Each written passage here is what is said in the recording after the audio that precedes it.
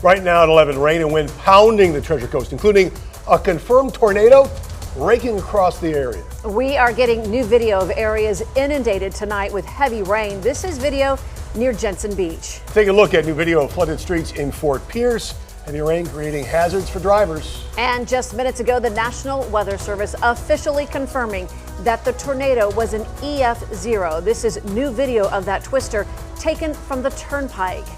Fortunately, no injuries reported. Good evening, I'm Todd McDermott. And I'm Tiffany Kenny. Thank you for joining us. We have live team coverage expanded across the Treasure Coast tonight. We're going to begin with our severe weather expert, Mike Lyons. Mike, you have new details on exactly where that tornado touched down. Yeah, we can take you back 5:15 this afternoon, Todd, and show you exactly where the storm did touch down. Here's our Doppler radar. That's the thunderstorm developing in Indian River County and moving its way into St. Lucie County. Here's the turnpike. Here's I-95. All right, here comes the storm, and look right here. You see that little hook?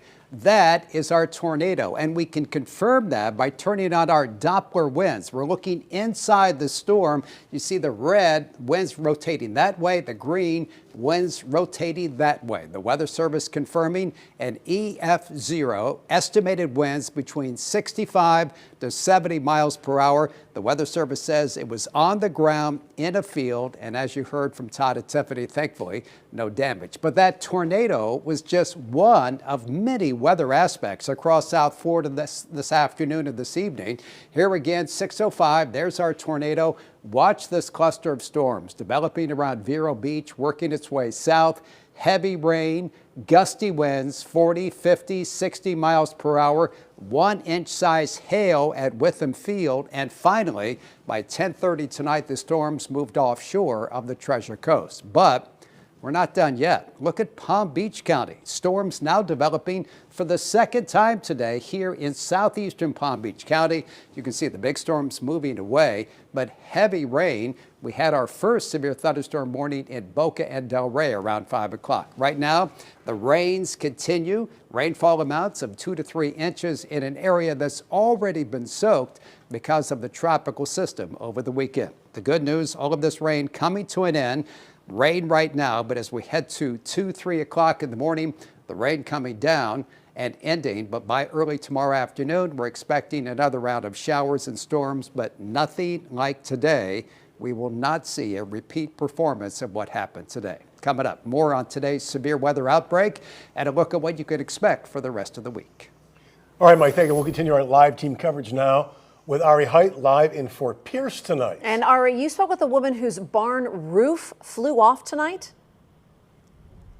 I sure did, and if you need proof, here it is.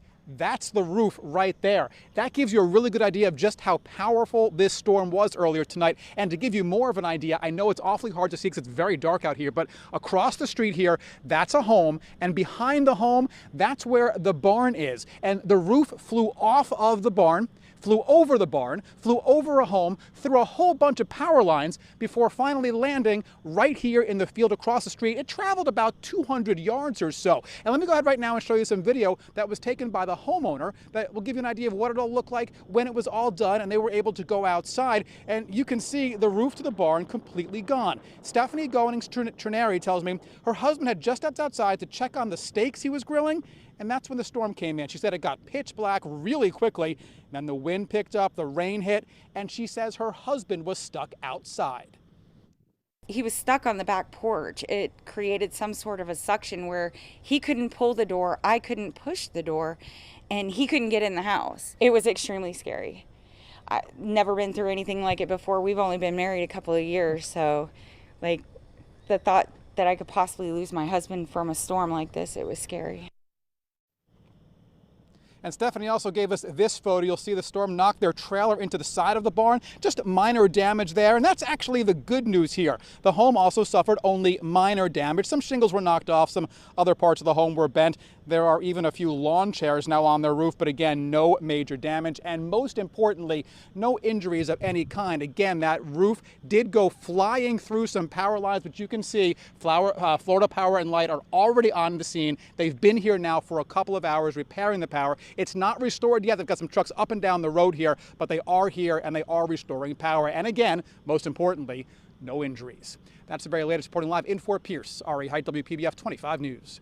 Ari, you are so right. Thank goodness Stephanie and her husband are okay. This severe weather is disrupting power across our viewing area. As Ari just mentioned, more than 400 customers are without power in Palm Beach County right now. 699 are impacted in St. Lucie County. Martin County has our largest outages at this point. Nearly 3,000 FPL customers are in the dark. 52 in Indian River County. Florida Power and Light, as Ari again mentioned, working to get that power back on as quickly as they can.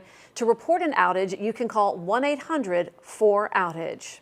Now let's get back to several of the videos and images from our viewers tonight who live on the Treasure Coast. First, another look at that tornado.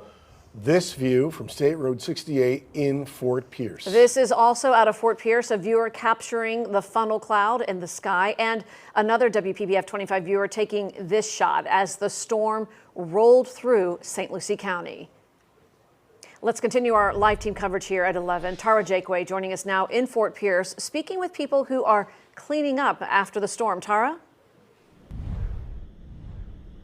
And we stumbled across a very small community in Fort Pierce hit very hard by the storm today. Neighbors out and about helping each other pick up the pieces after a frightening afternoon. I'm going to show you some of this video. Take a look. This is the aftermath of the storm on a tree-lined street called Greenwood Drive. Many of those trees damaged as the system moved through, severing limbs and even breaking flagpoles like this one in half. This structure was made of steel beams.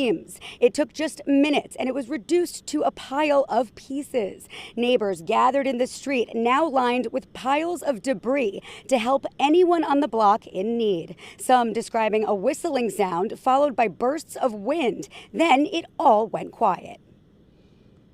It was pretty fierce. We had a lawn trailer sitting out here and we were in the garage and we couldn't see it.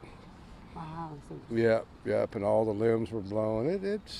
It was short, and hey, we're all good. What do you think it was? I know it was a tornado. I think it's a tornado. Why? Why do you think that? The noise, the sound, and it went by pretty quickly, and we had torrential rains, which you do get that, and then you kind of get a calm, and it was calm pretty quick afterwards, within 15 minutes.